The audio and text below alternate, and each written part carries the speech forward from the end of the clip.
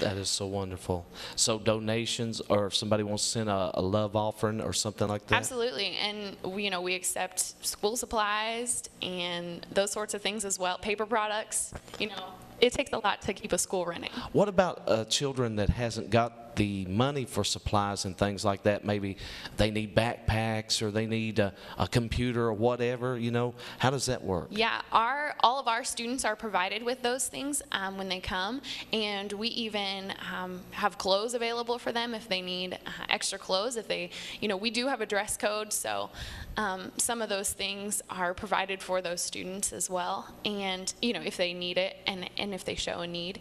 And it's important to have that kind of communication. Oh, that's wonderful. Let's talk about the dress code. Kids aren't to wear shorts or anything like that?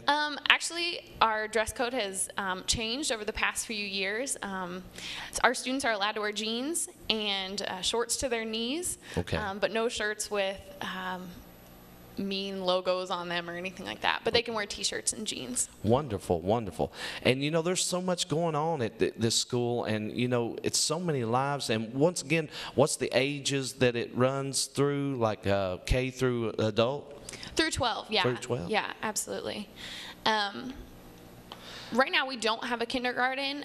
Usually we do. This year we don't have a kindergarten, but so first through K, I should probably say. That is so wonderful. And there is not that many Christian schools in this area. No, there really aren't. And when Riverside was started, it was started to be this community center and to be a place where people could come and get the education that they wanted, because in 1905 when it was started, there really weren't schools in general, and right. So we have really tried to maintain that outlook on our ministry as being a community center. And so we rent out our gym, we rent out our property to people who are wanting to have weddings or just play basketball or have family reunions. We have people there almost every weekend, running our place as a community center, which we really love too, and that's a big part of our ministry. Well, in times past, I've heard stories, and I'm very certain you have too, of kids being in public school, and one, might want to carry their Bible with them, and they was discriminated against because of that.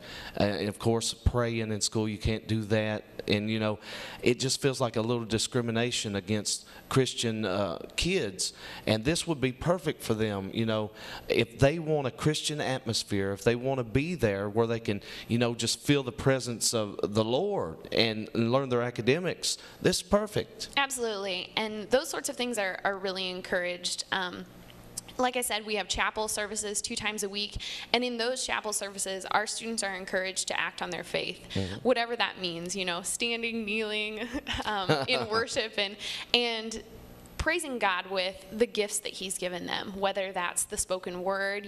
We have in the past had students who bring the message, whether that's with singing, whether that's with praying with each other. And like I said, they have discussion groups in these times, and they have really impressed me this year with what they've shared and what they are able to, really get from the message from whatever speaker we may have. And oftentimes we have local pastors come in and give a message, or special events like a puppet ministry would come in, or things like that the kids really enjoy. It really takes a heart of love to reach out to these kids. Love and compassion, concern, and this is a full-time ministry in itself, reaching out to these different kids.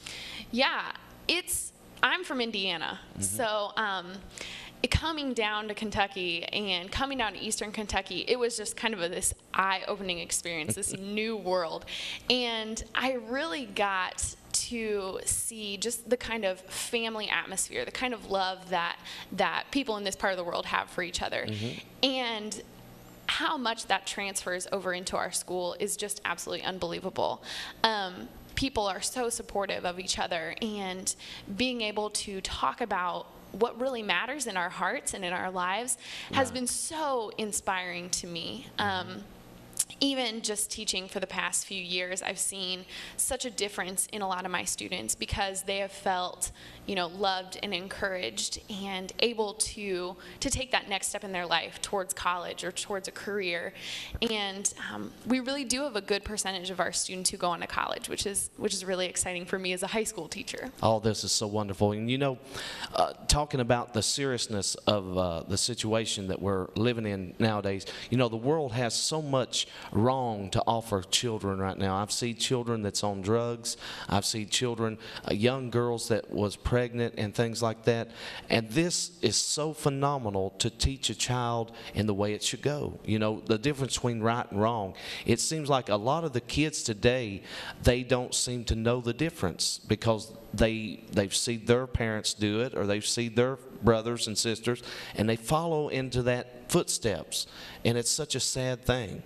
We do have a lot of good kids that come into our school, but then sometimes there are the students who have been having trouble in their prior school, and they come to us with heart issues that are going on, and whether or not they make a profession of faith, the thing is that every student that walks through our doors knows that they're cared about, right, and knows how much we love them and hopefully how much God loves them. And that is of more importance at Riverside than anything that I could teach in my classroom, as important as history is to me. Oh, that is so wonderful.